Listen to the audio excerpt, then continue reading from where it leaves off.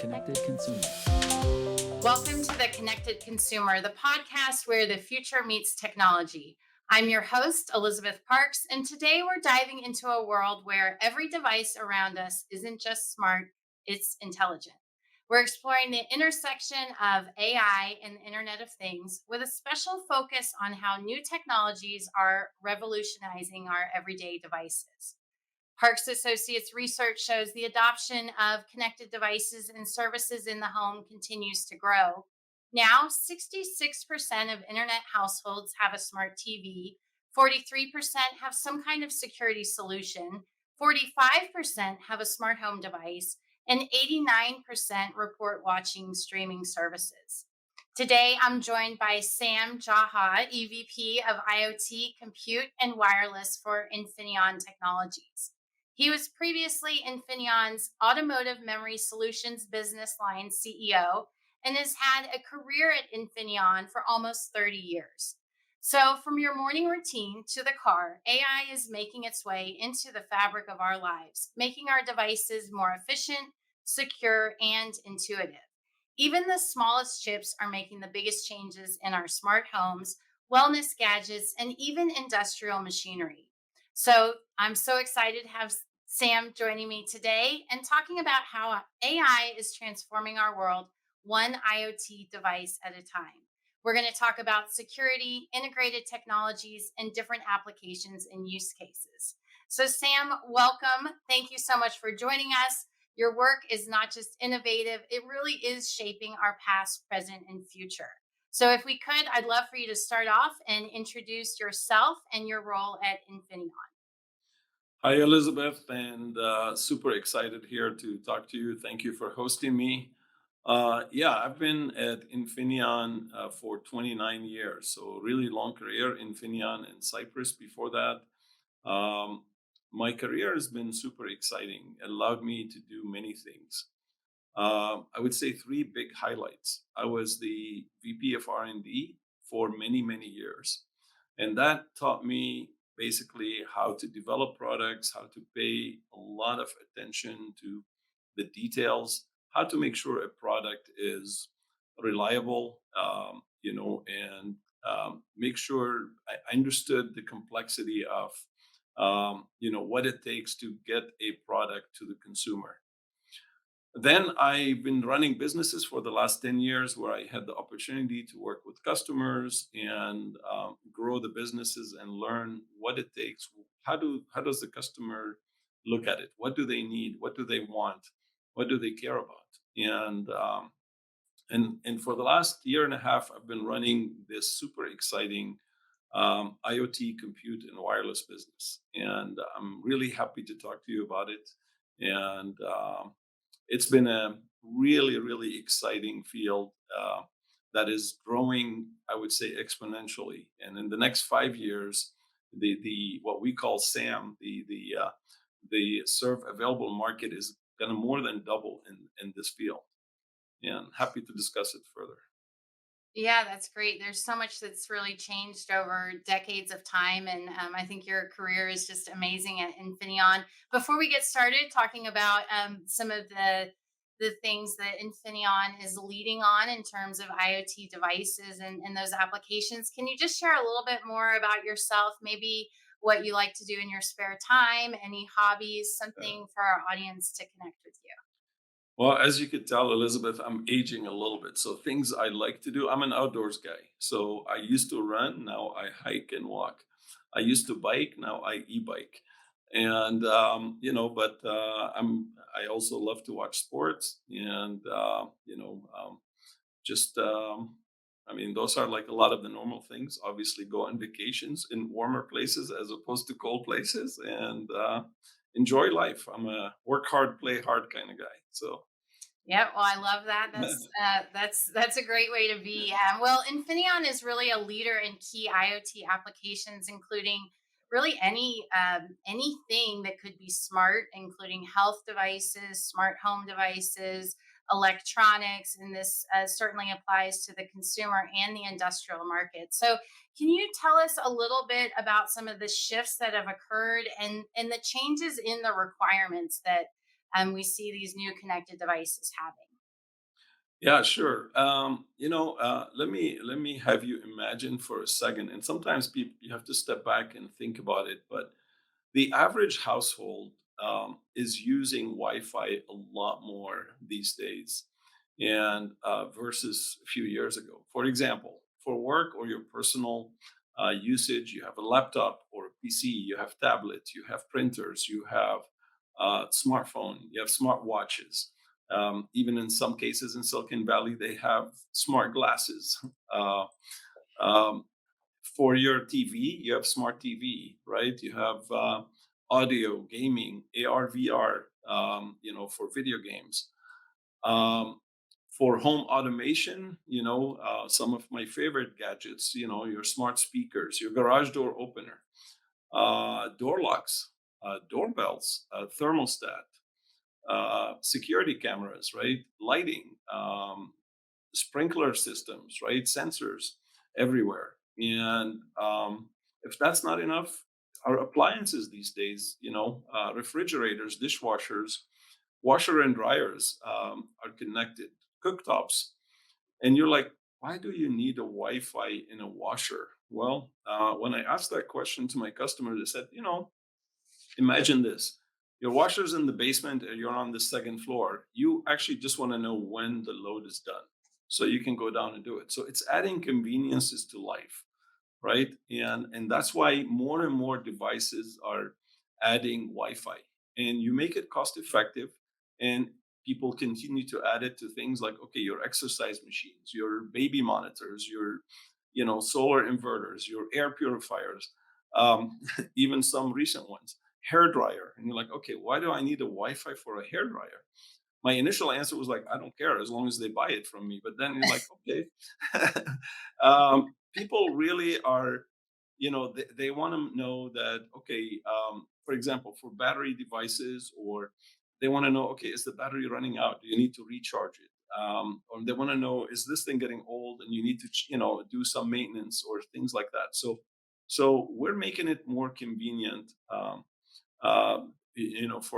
For it to be added, um, and people are finding ways to use it. So I would say today it's in some cases there's more than 50 connected devices per house. And you asked me what are the challenges. The challenges is to make sure, or what does the consumer expect? They expect three things. Number one, reliability. They want to know if they have it, it's reliable, right? They can count on it. They want it to be convenient. They want to know it's easy to just add an app on your phone and link it to whatever you're buying, and then it's easy for you to track and monitor things. And they want to know that it's secure, and that's a very big deal because you also don't want your neighbors to be able to open your garage door, etc. So. Well, and I want to get back to that point on security because I think that's such an important one, especially as we continue to hear more and more breaches that are happening all over the place, whether it's a device or a service company. But before we go there, you mentioned a lot of these benefits that come to the consumer with connected products, the convenience factor, the integration between maybe other devices in the home, the app and the ability to know things that are going on. But can you maybe share a little bit also of what's happening with the operational side for the businesses? So why does the business beyond the experience for the consumer, why are they incentivized to be adding connectivity into their products? Yeah, well, I mean, businesses and consumer are all using it. Like I said, if depending on what businesses we're referring to, but everyone has a smartphone, everyone has a tablet. You want to make sure they're secure, they're connected, they can connect to the internet anywhere they are in the world. For you're in a hotel room, you want to make sure you can link very quickly and log on to your companies databases without securely, and to make sure nobody else can also access it while you're there and while you're working on it. Again, many uses for businesses and for personal use. Okay, well let's get back to that point on the security side because this is such a crucial feature in terms of any device or service these days. And our research shows that 52% of internet households have reported that they had a security or data breach in the past year. And that is increased from just around 30% a few years ago. So this continues to be a large problem that people are becoming more and more aware of and actually having that circumstance happen to them. So, could you share a little bit more about Infineon's work in this area and that sort of the relative importance of the security and protection that goes into what Yeah. you all are making? Yeah, so Infineon has been a leader in security for over 2 decades. Believe it or not, in your US passport, it has the Infineon security chip. So that's how you're identified when when you're traveling. In credit cards, we have security chip in many credit cards. So in the business that I'm running, I've been fortunate to actually leverage that expertise of Infineon and bring in the IP that actually, that the security IP and strengthen our product portfolio so we can add it as a differentiated advantage over some of our competitors because not everyone has that security expertise. And that's a big plus for us. I mean, we always look at for why buy an Infineon product versus somebody else's product. And it's that reliability, it's the security. So those things do matter. And we're pretty confident in what we do. And there's security standards, there's 4 levels. And we are actually the first company in the world today that are making our MCU what we call PSA level 4 secure. And that requires a lot of things to be met in certification in order to enable this kind of security. So we believe that is a trend of the future. We're investing heavily in it, that I would say all my future products will have some sort of a level of security somewhere between level 2, level 3, or level 4.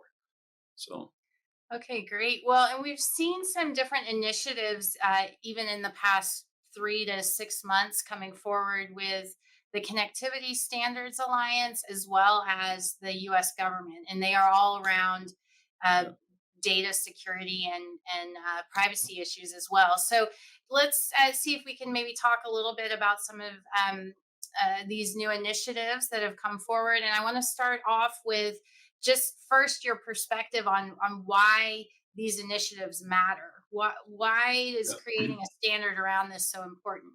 Yeah. So the joke is always called "Does matter matter?" And anyway, but in reality is we have been involved in this for the last 20 years, and we are driving and setting the industry standards in Matter, for example. We are actually are on the board of directors, and one of the people that work for me is the chairman of the strategy executive committee for it. We're chairing the product security steering committee. We're members of the control steering committee. We are members and vice chair of the Wi-Fi Alliance, and chair of the automation group in Bluetooth. And we're involved in many of these bodies. And the reason why they matter is, let's say the Connectivity Standard Alliance is because you want to know that when you get the sticker on your product that is actually certified and it meets certain level standard, of connectivity and of security and of Wi-Fi performance. So, and you're defining that with the other world experts and agreeing on, here's the things that do matter. So, And with the CSA initiative, will there actually be a mark that it shows up on those products that end up being certified, like the Energy Star mark? yes, actually, it was just introduced recently, and yes, we do have a mark, and we actually were, I would say, it's a co-inventor. This is an art drawing of it, but yes, we pushed for it, and we believe that is going to be in the standards for all the future devices. So that was approved recently, and you're going to start seeing that. Okay, that's yeah, a great initiative. And I think I Yeah, talked to your yeah, colleague yeah, Steve Hanna maybe yeah, recently about that. So yeah. he helped inform me a little bit about that. So let's also talk about the United States government, right? And them the federal government coming out and making some big statements, and they do this frequently around a lot of different areas where they may get involved. But what's so significant on this point with the initiative specifically from the U.S. government side? Yeah, I think that the U.S. government is very supportive of making sure, uh, when people put a stamp saying this device is secure and this device is connected and meeting certain standards, they want to make sure the consumer is really getting what the label says it's getting. And so they've been super supportive. They're sponsoring some of the activities that are involved. So they're definitely behind it in fully endorsing the fact that companies like Infineon and others can actually meet those standards, and really behind it. I would say full support. And so that's something that we're encouraged by, and we, because you don't want some I know say low end startup from somewhere that say, okay, I'm going to sell you a Wi-Fi device, and then they can use it to, let's say, spy on you or whatever. So that's part of why the government specifically is more interested. So when it says it's secure, it really is secure. Nobody else can actually tap into the data and access it and all that. So Yeah, and I think it's really important because we are talking about the trust of the customer, of right. the end user, whether it's a consumer or even a business, right? Yeah. That end user is trusting that whoever's providing them that product has built in some of that safety that they might even assume is there to begin with. So it's very interesting how the semiconductor landscape really is enabling hardware to be much more than hardware. It's almost like hardware is becoming a commodity, but that the chips and then the software that gets put into the hardware is creating all these new capabilities, all these different applications, and then there's also the services that come from that. So I want to see if you can share a little bit about why are connected products better, and then maybe we talk about a few examples of some of the things out in the market that Yeah. Infineon has been working on. Sure, happy to discuss this. And this is like is a super exciting area for us, and where we are investing very heavily. So, everybody uses the buzzword AI or machine learning, right? And a lot of what we do is related to what we call edge AI, which means AI at the edge, meaning the device itself is becoming smarter, and you don't have to go to the cloud and process data and bring it back. The device itself has enough intelligence to do it. So, in order to do that, you need what we call an ecosystem. And the ecosystem involves two things: the hardware part. Now, the hardware could be a microcontroller, MCU, or a connectivity device like Wi Fi, Bluetooth, or a sensor, or some other product, and coupled with a software ecosystem that does end-to-end machine learning tool chain. It could be partnered with other people, and as a combination, you create a differentiated, what we call edge AI based solution for a broad selection of use cases. You asked what's an example of a use case that people could use. One of my favorites is you take a thermostat, and now you want your thermostat to recognize, okay, Elizabeth walked into the room, she likes the room warm. Sam walked in the room, he likes it cold. And just it can do quick facial recognition and adjust automatically the temperature to your setting. Or another example, let's say you're not in the house and maybe your pet is in the house. Now, if a person enters the house, it tells, okay, the pet's, so it could tell the size of the pet at this point, just using Wi-Fi, what we call Wi-Fi sensing. If it's a pet, or if it's a person that's trying to rob the house, right? It can be an alarm like that. So that requires intelligence. Intelligence comes from both either voice or facial recognition. And those are things that are being added to devices, so you can analyze the data and interpret it, and make those devices smarter. And does this do you see the world where things start becoming more proactively predictive in the sense of I mean, what Yeah. you just mentioned, where you can tell it's your kids, right? Because you can see their face from the AI. But is there a world that you're told they're coming before they're even, Yeah. I mean, is where are we going with all this? Yeah. So for me, it's always, first of all, you invent the idea, and then you work on making the idea become economical enough so that there's going to be more of it. Just like the Wi-Fi story, it started with one or two devices having Wi-Fi. It used to cost $10 for Wi-Fi. Now people are pushing, hey, I want $1 Wi-Fi. So, and with $1 Wi-Fi, you have 50 devices that have it. Intelligence and machine learning is similar, right? You're starting. I'll give you an example. If you want to download the whole encyclopedia, and then you want to download all the languages, you can do all that on one chip, actually, and you just have your MCU that talks to that. But that's going to be a very expensive chip. Now you say, okay, well, I just want my coffee maker to be smart. Well, the coffee maker only needs maybe 500 words. It doesn't need the whole encyclopedia. And then you say, okay, but I want it to speak German, French, English, whatever, Japanese, Chinese. And so you can do that, and it's a limited. And for that, you need a chip that maybe is somewhere between $5 to $10 cost. And then, so instead of a, 40, $50 cost. And so we are heading toward more, um, call it optimization, more smartness, more intelligence for a lot of our future products. And as you saw from, okay, why do I care about Wi-Fi in the washer? Because I just want to hear the ding, or on my phone app.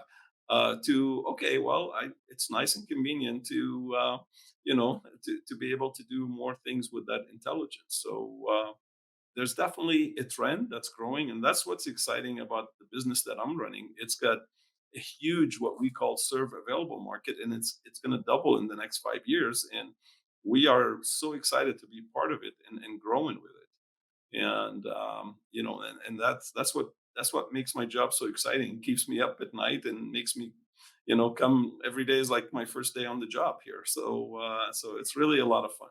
Well, it's great that you've had such an awesome experience at Infineon and enjoy your work so much. Like you, really enjoy coming to work and following the different Yeah. technologies and really the diffusion of different tech in the consumer world. One you've talked a lot of different applications and the place that Infineon plays, which is practically everywhere in the sense of incorporating tech and really transforming something to the other end. I want to just touch on the healthcare market and fitness technologies because I think this is Yeah. definitely an area that Parks Associates is covering, particularly as we look Yeah. at independent living, aging in place, which we're all doing, frankly, getting older as we're living, and the role that's going to play. So, would you be able to expand a little bit on where you see that market going and Yeah. just the importance even maybe of low power, high processing speed, some of the things that may come into play when you're talking either about a medical device or some kind of other kind of wellness monitoring. Well, it's a really exciting topic for me, and let me just maybe re-summarize. Infineon is at the core of what we call IoT, which is driving digitalization.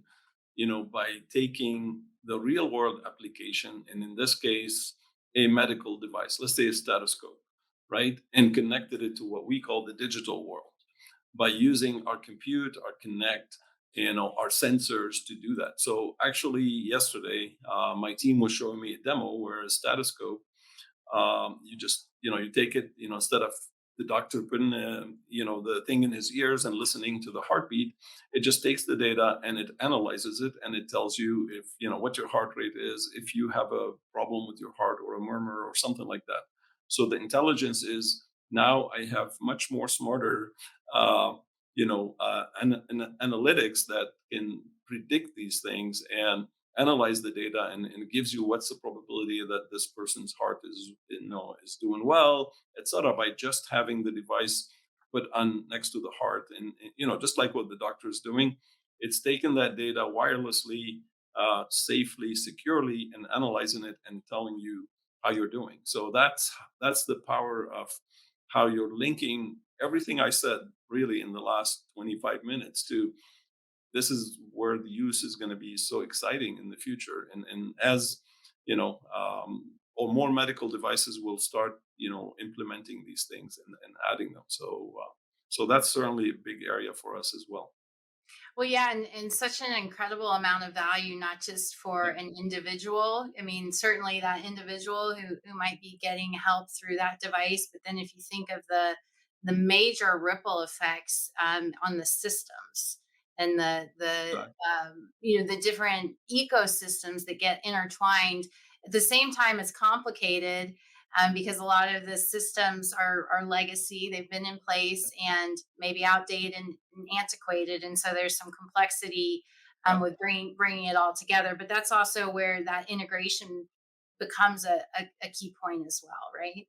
Exactly, exactly. And like I said, it has to, well, maybe for medical guys, they don't care about cost as much, but as you make it more economically possible, there's infinite possibilities, like adding a, $1 or $2, Bluetooth or a Wi-Fi device to a stethoscope makes it this much more powerful because now you're linking it to your phone where you can do all the analytics. And like I said, for a few more extra dollars, you're doing so much more. You're getting so much more accuracy on the data, so much more, artificial intelligence added to it that I only see the world heading in that direction in an exponential manner. So we're super excited to be part of that journey. Well, Sam, you're doing amazing work at Infineon, and it's really an honor to host this conversation with you. I want to see if you have any final comments before we end our episode that you'd like to share. Well, Elizabeth, it's been a pleasure, and thank you for hosting me. And I love to talk about these topics. So, next chance we have, I'm happy to, update you on the latest and greatest that we're doing. And for the rest of the audience, I mean, IoT lives on. We're super excited to be part of it and shape it in some ways. And Infineon is a really, really great company that cares about products, quality, reliability, and security. So, and thank you very much. Well, thank you, Sam. That'll have to be our last comment. And that will wrap up another episode of The Connected Consumer. So, as AI and IoT continue to blend, the future is not just smart, but intelligent, promising devices that don't just perform tasks, but also understand our needs and provide convenience. We want to thank Sam and the Infineon team for all their innovative efforts in helping shape the technology industry and our world in the past, present, and future. So keep up with Infineon's latest innovations with their links in the episode description. And if you like today's episode, please be sure to subscribe, share, like, and leave us a review or comment whenever listening to our podcasts. Until next time, keep looking forward, stay curious, and never stop innovating.